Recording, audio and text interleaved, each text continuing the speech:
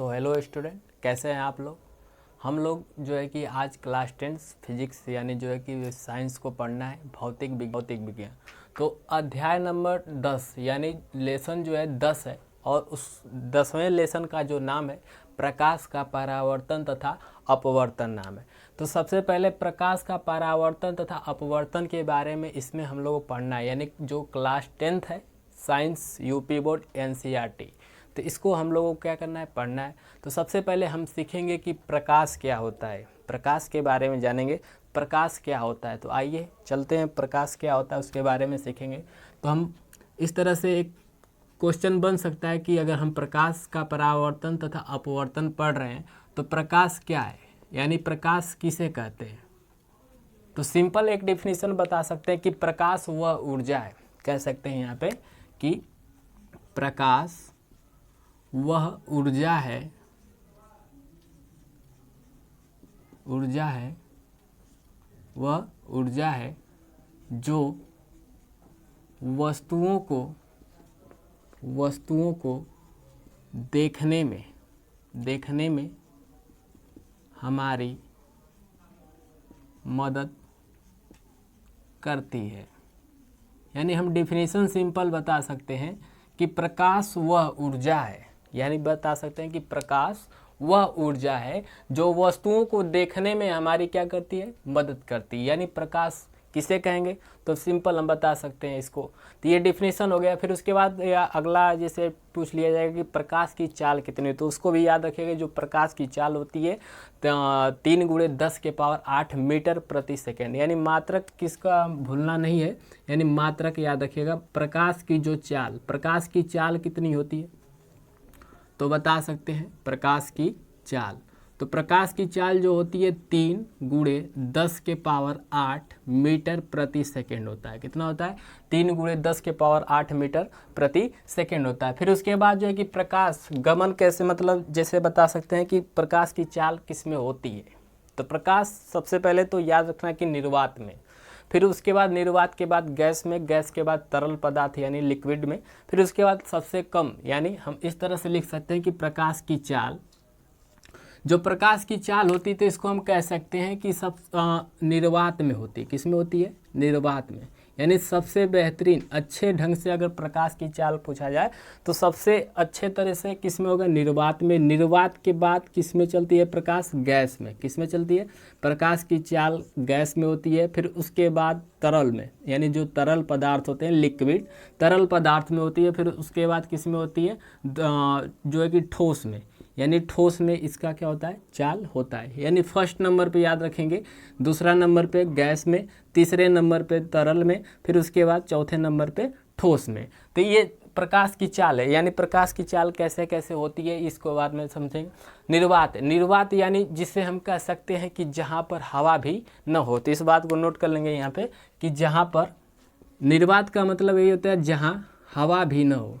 लिख सकते हैं कि हवा भी न हो, ठीक। तो ये निर्वात का अर्थ होता है। फिर उसके बाद गैस हम लोग जानते ही हैं, निर्वात के बाद उसके बाद किस में होता है, गैस में होता है। यानी गैस के बारे में हम लोग जानते हैं कि गैस क्या होता है। जैसे मान लो कि गैस, इस वायुमंडल में अनेक प्रकार की गैस है, तो उसमें भी क्या हो रहा है, प्रकाश, यानी जो सूर्य की रोशनी है, प्रकाश क्या कर रही है, चल रही है, तो गमन करती है। फिर उसके बाद तरल पदार्थ यानी लिक्विड जो पदार्थ होते हैं उनमें भी क्या होता है, प्रकाश की चाल होती है। फिर उसके बाद सबसे कम, मतलब सबसे कम किस में होता है, जो ठोस होता है उसमें क्या होता है, प्रकाश की चाल होती है। तो इन 3-4 को मतलब क्वेश्चन इस तरह से पूछ दिया जाता है कि जैसे मान लो कि प्रकाश की चाल सबसे ज़्यादा किस में होती है, तो याद रखिएगा निर्वात में। सबसे कम किस में होती है, ठोस में।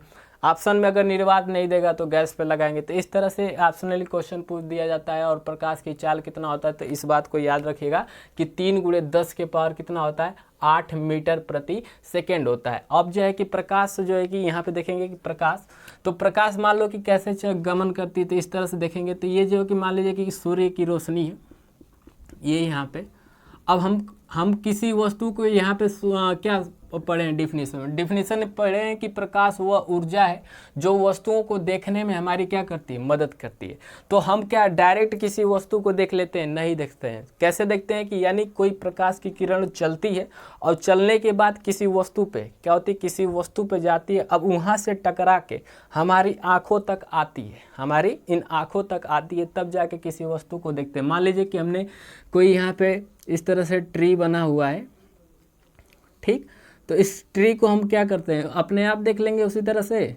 यहाँ से प्रकाश की किरण क्या होती है, चल कर आएगी, इस तरह से चल कर आती है। अब मान लो कि यहाँ पे कोई व्यक्ति है,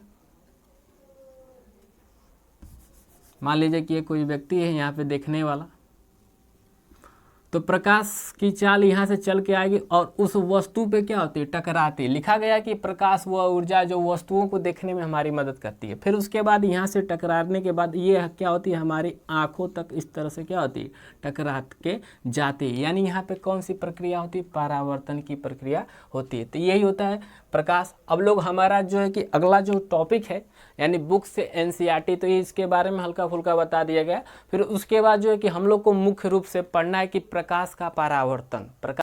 तो हम देखेंगे कि प्रकाश का परावर्तन यानी अगला टॉपिक हम लोगों को यहीं से स्टार्ट करना है। और हम लोग को पढ़ना क्या है, प्रकाश का परावर्तन। प्रकाश का परावर्तन क्या होता है, यानी कोई किरण होती है, किरण जब आती है किसी चमकदार सतह से, क्या होती है, जब कोई किरण चलकर आएगी और किसी चमकदार सतह से टकराती है, टकराने के बाद उसी दिशा में यानी परावर्तित होने के बाद उसी दिशा में वापस जाने की जो घटना होती है, प्रकाश का परावर्तन कहलाता है। बस सिंपल यही कुछ है कि प्रकाश का परावर्तन किसे कहते हैं। तो बता सकते हैं कि जब प्रकाश की किरण किसी चमकदार सतह से टकराती है, टकराने के बाद उसी दिशा में वापस जाने की जो घटना होती है, मतलब वापस उसी दिशा में जो जाने की घटना होती है, उसी को हम क्या कहते हैं, प्रकाश का परावर्तन कहते हैं। यानी यहाँ पे हमने लिखा है कि जब प्रकाश किसी चमकदार वस्तु पे पड़ता है, यानी क्या बताया गया है कि जब प्रकाश किसी चमकदार वस्तु पे पड़ता है तो प्रकाश का वस्तु की सतह से टकराकर वापस उसी दिशा में लौट जाने की घटना, जो घटना होती है या वहाँ पे होती है, प्रकाश का परावर्तन कहलाता है। यानी कहने का अर्थ वही है जो आपके एनसीईआरटी से बताया गया है कि ये या तो जो हम बता रहे हैं वो भी याद कर सकते हैं कि जब प्रकाश की किरण किसी चमकदार वस्तु पे पड़ती है या वहाँ से परावर्तित होकर उसी दिशा में वापस चली जाती है, प्रकाश का परावर्तन कहते हैं। अब इसको देखेंगे, इसको समझेंगे क्या क्या इसमें कैसे होता है। तो सबसे पहले जैसे मान लीजिए कि ये हमारा कोई चमकदार सतह है, क्या है, चमकदार सतह है और इस पे कोई किरण आएगी। तो इसको हम बना लेते हैं, इस तरह से दिखाएंगे इसमें समझने के लिए। तो इस तरह से बना सकते हैं इसको। ये हमारा कोई चमकदार सतह है और इस चमकदार सतह पर किरण आती है, यानी जब प्रकाश की किरण, लिखा गया है कि जब प्रकाश की किरण, तो ये हमारा प्रकाश की किरण। और यहाँ पे मतलब बताया गया तो प्रकाश उस प्रकाश वस्तु की सतह से टकराकर यानी इससे टकराती है और टकराने के बाद उसी दिशा में वापस चली जाती है। यानी ये आने वाली किरण है, ये यहाँ से परावर्तित होकर यानी टकराकर वापस जाने वाली किरण है। तो यहाँ पे एक चीज़ याद रखेंगे कि जो आने वाली किरण, जब प्रकाश की किरण जो आती है उस किरण का नाम होता है आपतित किरण। क्या याद रखना है, आपतित किरण। मतलब इसका नाम क्या है, आपतित किरण, आपतित किरण कहते हैं। और जो टकरा के जाती है किरण, इसको हम बोलते हैं परावर्तित किरण, परावर्तित किरण। इस किरण का नाम होता है परावर्तित किरण। अब देखेंगे, यानी ये हमें ज्ञात हो गया कि जो आने वाली किरण है ये, इसका नाम होता है आपतित किरण और इसका नाम होता है जो टकरा कर वापस उसी दिशा में जाती ये वाली किरण, ये होती है परावर्तित किरण। इसमें कुछ पॉइंट्स और उसके बाद देखेंगे कि इसका नाम मान लीजिए कि हमने रख दिया ए और इसका नाम हमने रखा बी। ठीक, ये बी हो गया। और यहाँ पे ओ, ये बिंदु होता है, इसको बोला जाता है आपतन बिंदु, जिसे ओ से क्या करते हैं, डिनोट करते हैं। इसको M1 और M2 इस तरह से क्या कर सकते हैं, दर्शा सकते हैं। बीच में होता है एक काल्पनिक रेखा, इसको हम दर्शाएंगे इस तरह से, ये काल्पनिक रेखा होती है जिसको हम इस तरह से दर्शा सकते हैं। ठीक, तो इसे हम बोलते हैं काल्पनिक रेखा होती है, और इसे हम बोलते हैं, इस रेखा को हम बोलते हैं अभिलंब, यानी एन से दर्शाया जाता है, यानी इंग्लिश में बोलते हैं नॉर्मल। क्या बोलते हैं? नॉर्मल। तो इसको हम क्या बोलते हैं? अभिलंब। हिंदी में क्या बोलते हैं? अभिलंब बोलते हैं। ये होता है अभिलंब। तो देखिए, तो अभिलंब हो गया, ये हो गया आपतित किरण, ये हो गया परावर्तित किरण। तो इस डायग्राम के माध्यम से हम बता सकते हैं कि जब प्रकाश की किरण किसी चमकदार वस्तु पे पड़ती है, ठीक, या टकराने के पश्चात उसी दिशा में वापस जाने की जो घटना होती है, प्रकाश का परावर्तन कहलाता है। अब इसके माध्यम से, इस चित्र के माध्यम, यानी जो डायग्राम बनाया गया, इसके माध्यम से हम डिफिनेशन आसानी से क्या कर सकते हैं? बता सकते हैं। तो यहाँ पे देखेंगे, और कुछ बातों को और यहीं पे ध्यान देना है कि ये जो होता है, यहाँ पे हर एक पॉइंट बताया जाएगा, मतलब कोई हर जो भी पॉइंट्स दिया गया है, एक भी पॉइंट को छोड़ेंगे नहीं, हर पॉइंट को क्या करेंगे? कवर करते हुए बताया जाएगा। तो फिर उसके बाद देखिए, अब यहाँ पे इसे इधर का जो एरिया होता है, यानी जो एंगल, कोण बन रहा है यहाँ से लेकर यहाँ तक, इसका नाम होता है आपतन कोण। क्या बोलते हैं? आपतन कोण। इसको बोलते हैं आपतन कोण बोलते हैं। ठीक, ये होता है आपतन कोण। इधर जो अभिलंब से इधर की एरिया जो होता है, यानी ये जो एरिया होता है, इसे बोलते हैं परावर्तन कोण। क्या बोला जाता है? परावर्तन कोण। ये होता है परावर्तन कोण। अब इतना बात याद रखिएगा कि इसे एंगल आई से, यानी आई से प्रदर्शित किया जाता है, और इसे बोला जाता है एंगल आर, यानी आर से इसको क्या किया जाता है? प्रदर्शित किया जाता है। फिर उसके बाद देखेंगे, तो ये बात इतना समझ में आ जाना चाहिए। फिर उसके बाद आगे बढ़ेंगे। तो आगे बढ़ने से पहले इस चीज़ों को देखना है कि इन चीज जो पॉइंट यहाँ पे हमने सीखा है कि आपतित किरण, परावर्तित किरण, आपतन कोण, परावर्तन कोण, अभिलंब, यानी टोटल मिला के कितने हुए? 5। ये 5 पॉइंट जो है, इनके बारे, इनके डिफिनीशन को क्या करता है? सीखना रहेगा, कि मतलब उसको याद रखेंगे कि कैसे क्या होता है। तो पूछ लिया जाएगा, कभी कभी परीक्षाओं में इस तरह से पूछ लिया जाता है कि आपतित किरण किसे कहते हैं, ठीक, परावर्तित किरण किसे कहते हैं, आपतन कोण किसे कहते हैं, परावर्तन कोण किसे कहते हैं, अभिलंब किसे कहते हैं।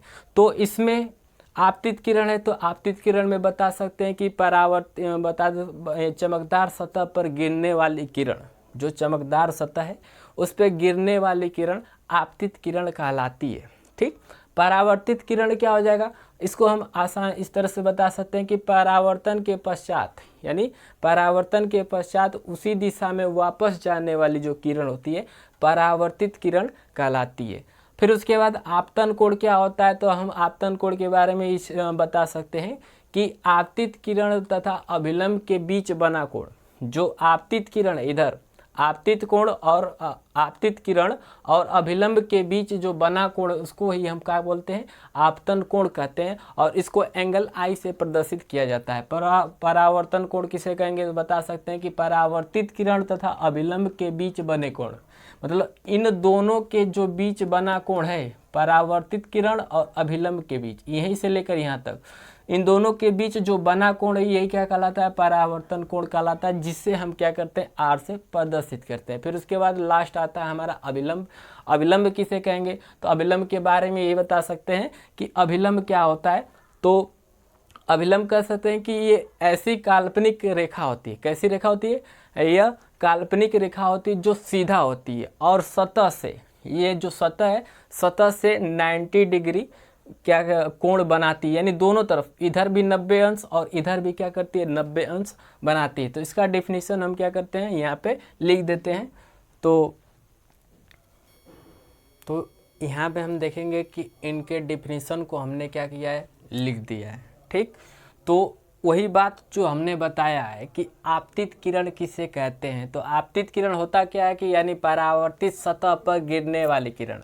अब नाम को याद रखने का एक तरीका याद रखिए, जो आने वाली किरण रहेगी और से आने वाली आपतित किरण, और परावर्तित मतलब जाने वाली को क्या कहते हैं? पराया, यानी प से परावर्तित किरण। दो बातों को याद रखिएगा कि आपतित किरण क्या होगा, यानी आपतित किरण जो यहाँ पे लिखा गया है कि परावर्तित सतह पर गिरने वाली किरण आपतित किरण कहलाती है। यानी हम किसे कह सकते हैं, तो बता सकते हैं डेफिनेशन में कि परावर्तित सतह पर गिरने वाली किरण आपतित किरण कहलाती है। फिर उसके बाद दूसरा बताया गया, दूसरा पॉइंट हम लोगों को ये पढ़ना है कि परावर्तित किरण किसे कहते हैं। तो परावर्तित किरण में सिंपल याद रखेंगे कि परावर्तित सतह से टकरा कर, यानी यही ना है कि जो आ रही है और यहाँ पे क्या हो रही है, टकरा रही है, टकराने के बाद यहाँ से जा रही है, तो वही चीज़ लिखा गया कि परावर्तित सतह से टकराकर वापस उसी दिशा में जो जाने वाली किरण है परावर्तित किरण कहलाती है।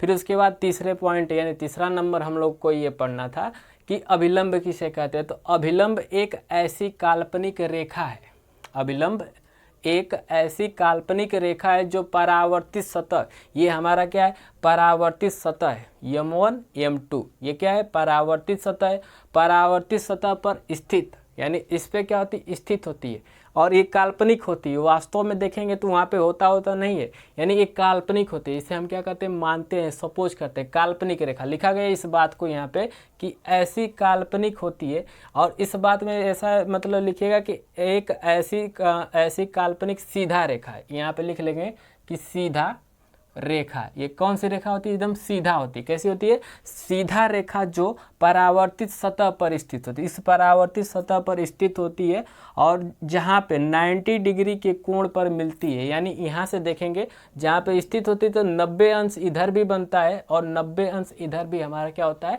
बनता है। तो यही है, तो मिलती है, अभिलंब कहलाती, तो उसे क्या कहते हैं, हम अभिलंब कहते हैं। तो ठीक, ये अभिलंब के डेफिनेशन यानी परिभाषा हो गई, इसको परिभाषित हमने कर दिया। फिर उसके बाद चौथा नंबर पे हम लोग को पढ़ना है क्या, कि चौथा नंबर पे कि आपतित कोण क्या होता है। आपतित कोण, या किसी बुक में लिखा रहता है आपतित कोण, कहीं कहीं पे लिखा रहता है आपतन कोण, परावर्तन कोण, तो ये दोनों बात एक ही है। तो यहाँ पे देखेंगे कि आपतित कोण, वहाँ पे लिखे हैं आपतन कोण, तो अलग अलग बुकों में अलग अलग इस तरह से लिखा गया है, तो कोई दिक्कत नहीं है। तो यहाँ पे हम बता सकते हैं कि आपतन कोण, हमने क्या बताया कि जो आपतित किरण है और अभिलंब के जो बीच जो बना कोण है, अभिलंब के बीच जो बना कोण है, वही चीज़ लिखे हैं कि आपतित किरण तथा अभिलंब के बीच बना कोण आपतित किरण यानी आपतित कोण कहलाता है या कहते हैं। इस बात को याद रखिएगा कि जिसे आगे लिख सकते हैं कि जिसे आई से क्या किया जाता है, स्मॉल आई से, किससे, स्मॉल आई से प्रदर्शित किया जाता है। फिर उसके बाद ये अगला लास्ट टॉपिक को सीखेंगे कि परावर्तन यानी परावर्तित कोण किसे कहा जाता है। तो हमने बताया था कि परावर्तन जो किरण होती है, परावर्तित किरण होती है, और अभिलंब इधर है, अभिलंब के जो बीच बना कोण यानी इन दोनों के जो बीच में, अभिलंब और परावर्तित कोण के बीच में जो बना कोण होता है, उसे ही हम कहते हैं परावर्तित कोण यानी परावर्तन कोण या परावर्तित कोण कहते हैं। और याद रखिएगा कि जिसे हम एंगल आर से यानी आर से क्या करते हैं, इसको प्रदर्शित करते हैं। तो आगे जोड़ के इस बात को लिख लेंगे कि जिसे हम आई से क्या करते हैं, प्रदर्शित करते हैं, और इसमें इस तरह से लिख लेंगे कि जिसे हम आर से क्या करते हैं, प्रदर्शित करते हैं। तो इस तरह से ये हमारा इस प्रकाश के परावर्तन का पूरा ये डिफिनीशन, इसको हमने पूरा समझा दिया। और इसको जो है कि इसका एक स्क्रीनशॉट ले लें लिखने के लिए।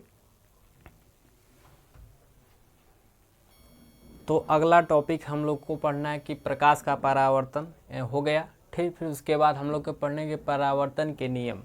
परावर्तन के नियम हम लोग को पढ़ना है। तो परावर्तन के दो नियम होते हैं। कितने नियम होते हैं, परावर्तन के दो नियम होते हैं। पहला नियम याद रखिएगा कि एंगल आई के बराबर एंगल आर। अब यहाँ पीछे से हमें पता चल गया हो कि एंगल आई किसे कहते हैं, यानी आपतन जो आपतित कोण होता है उसे हम एंगल आई बोलते हैं, और परावर्तन कोण को क्या बोलते हैं, एंगल आर। यानी फर्स्ट नियम यही है कि एंगल आई के बराबर एंगल आर। दूसरा नियम यहाँ से समझेंगे कि सबसे पहले हम यहाँ पे बता सकते हैं कि प्रकाश के परावर्तन के दो नियम होते हैं। कितने नियम होते हैं, तो लिख सकते हैं इस तरह से कि प्रकाश के परावर्तन के दो नियम होते हैं। कितने नियम होते हैं, दो नियम होते हैं। यानी जो दो नियम होते हैं, नियम, तो हमने क्या लिखा है कि प्रकाश के परावर्तन के दो नियम होते हैं, यानी पहला होता है और दूसरा। तो पहला हम सीखेंगे कि पहला नियम क्या होता है, यानी पहला नियम यही होता है, यहाँ से तो देखो इस चीज़ को हमने पहले ही सीखे हैं। क्या सीखे हैं कि ये जो आने वाली किरण है आपतित किरण कहलाती है, जो यहाँ से परावर्तित होकर यानी टकरा कर वापस उसी दिशा में जाती है, परावर्तित किरण कहलाएगी। और बीच में क्या होता है, अभिलंब होता है। बीच में क्या होता है, अभिलंब होता है। तो यहाँ से देखेंगे कि यहाँ पे हमने बताया था कि इस जो यहाँ से लेके यहाँ तक का एरिया यानी एंगल जो बनता है इधर, इसको हम क्या बोलते थे कि आपतित कोण बोलते थे। क्या बोलते थे, आपतित कोण बोलते थे, जिसे हम आई से क्या कर रहे थे, प्रदर्शित कर रहे थे या दिखा रहे थे। और इधर का जो एरिया जो बन रहा था इसे हम क्या बोलते थे, परावर्तित कोण कहते थे। ये परावर्तित कोण था जिसको हम आर से क्या कर रहे थे, दिखा रहे थे। तो ये इधर ये आई है और ये क्या है, आर है, दो चीज़। यानी हम कह सकते हैं पहला नियम इसके हिसाब से, यानी जितना एंगल आई के बराबर एंगल आर, पहला नियम याद रखना है। तो जितना आई रहेगा उतना आर रहेगा। यानी आई जो अगर 30 डिग्री बन रहा है तो आर भी कितना डिग्री बनेगा, 30। अगर 45 बनेगा तो 45 ही बनेगा। तो यानी हम कह सकते हैं कि पहला नियम क्या बता दें कि आपतित, इस तरह से लिख लेंगे कि आपतित, जो आपतित है, आपतित कोण के बराबर परावर्तित कोण होता है। यानी पहला नियम हम लोगों को यही याद रखना है कि आपतित कोण के बराबर परावर्तित कोण होता है। यानी इस तरह से हम कह सकते हैं कि एंगल आई के बराबर एंगल आर। नियम ए, पहला नियम क्या हो गया, समझ में आ गया। पहला नियम यही होता है कि आपतित कोण, जो आपतित कोण है, आपतित कोण के बराबर परावर्तित कोण होता है। ठीक, अब यहाँ से देखेंगे कि ये जितना आपतित कोण इधर बनेगा उतना ही उधर आपतन परावर्तित कोण बनेगा। यानी एंगल आई के बराबर एंगल आर, यानी आपतित कोण के बराबर परावर्तित कोण होता है। तो इस बात को याद रखें। अगर यहाँ पे 30 डिग्री बन रहा है तो यहाँ पे भी क्या होगा, आर भी 30 डिग्री का बनेगा। फिर उसके बाद दूसरा जो नियम है, दूसरा नियम हम लोग याद रखेंगे कि इस तरह से लिख सकते हैं कि आपतित कोण परावर्तित, इसको बताएंगे कि आपतित किरण, परावर्तित किरण तथा अभिलंब, तीनों चीज़ को लिखेंगे कि आपतित किरण, परावर्तित किरण तथा अभिलंब तीनों एक ही तल में स्थित होते हैं। देखो यहाँ पे ओ होता है और यहीं पे क्या है, तीनों एक ही तल में क्या है, स्थित होते हैं। तो इस तरह से हम लिख सकते हैं कि आपतित किरण, परावर्तित किरण तथा अभिलंब तीनों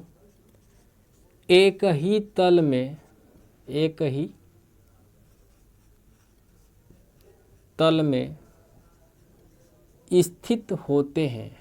स्थित होते हैं। तो ये हमारा परावर्तन के दो नियम थे, पहला नियम और दूसरा नियम। हमने बताया, पहला नियम हमने क्या बताया कि एंगल आई के बराबर एंगल आर, यानी जितना आई रहेगा उतना क्या रहेगा, आर रहेगा। दूसरा हमने बताया कि आपतित किरण, परावर्तित किरण तथा अभिलंब तीनों एक ही तल में स्थित हैं। देखो यहाँ पे कि जो आपतित किरण है, ये परावर्तित किरण तथा अभिलंब तीनों एक ही तल में स्थित होते हैं और इस पॉइंट को हम आपतन बिंदु बोलते हैं। क्या बोलते हैं, आपतन बिंदु बोलते हैं। तो इस तरह से हम दो नियम होते हैं। यानी पूछा जाएगा प्रकाश के परावर्तन के नियम, तो परावर्तन के दो नियम होते हैं। पहला नियम एकदम सिंपल है कि एंगल आई के बराबर एंगल आर होता है। दूसरा नियम बता देंगे कि आपतित किरण, परावर्तित किरण तथा अभिलंब तीनों एक ही तल में क्या होते हैं, स्थित होते हैं। फिर उसके बाद यहाँ से ही इसको देखेंगे, फिर इसके बाद आगे पढ़ेंगे।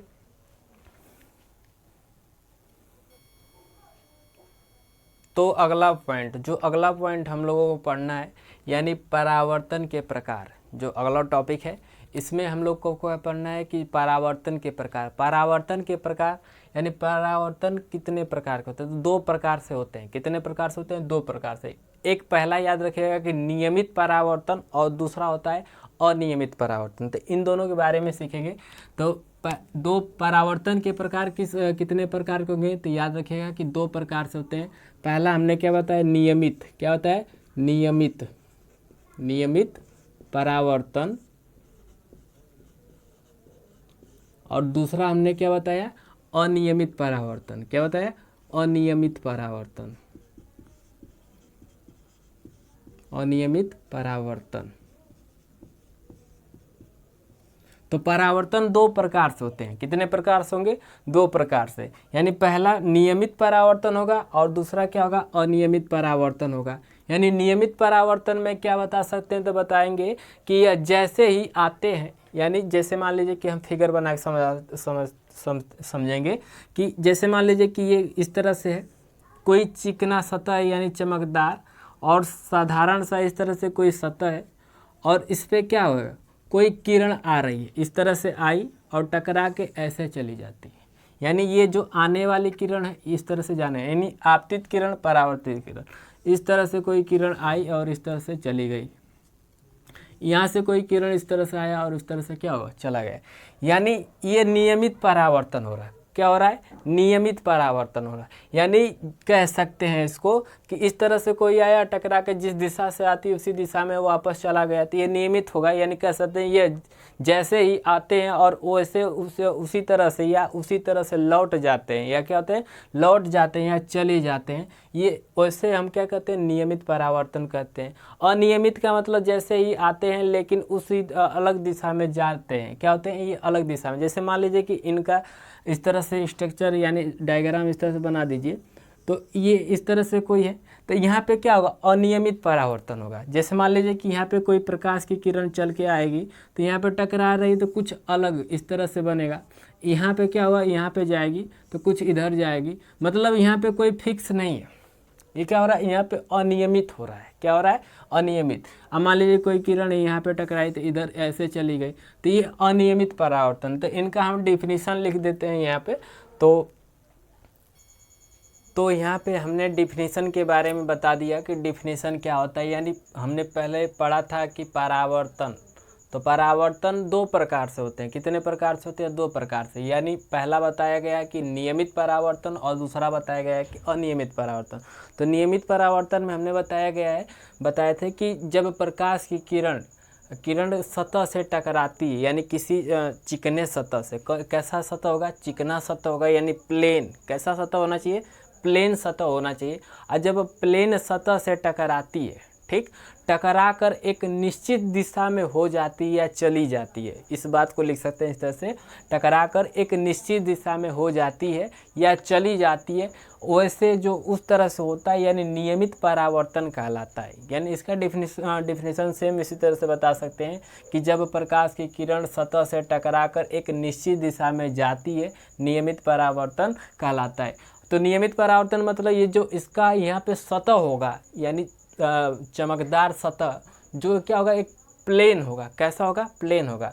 यहाँ पे अनियमित होगा। यानी जैसे मान लीजिए कि कहीं कहीं पे देखेंगे तो होता क्या है कि कहीं कहीं पे इस तरह से बना होता है, तो वहाँ पे जब प्रकाश की किरण आती है, टकरा के कुछ अलग दिशाओं में, कुछ इधर उधर, मतलब फैल जाती हैं, अलग अलग दिशाओं में क्या होती है, चली जाती है। तो वहाँ पे जो परावर्तन की प्रक्रिया होती है, जैसे मान लीजिए कि कहीं किसी जगह पे कोई इस तरह से आकार में रखा गया है, इस तरह से कोई चमकदार वस्तु को रख दिया गया है, तो वहाँ पे जब सूर्य की रोशनी पड़ती है तो देखेंगे तो वहाँ से रिफ्लेक्ट होकर क्या होता है, वहाँ से परावर्तित होकर किरण इधर उधर क्या होती है, अलग अलग दिशाओं में चली जाती है। तो वही बात है कि जब प्रकाश अनियमित सतह से टकरा कर, यानी अनियमित सतह, वहाँ पे सतह कुछ ऐसे ऐसे ऊपर नीचे है, तो वही बताया गया कि जब प्रकाश अनियमित सतह से टकराकर जब टकराती हैं तो अलग अलग दिशाओं में चली जाती है, क्या होती है, वो अलग अलग दिशाओं में चली जाती हैं, तो अनियमित परावर्तन कहलाता है। यानी उस स्थिति में हम क्या कहेंगे, अनियमित परावर्तन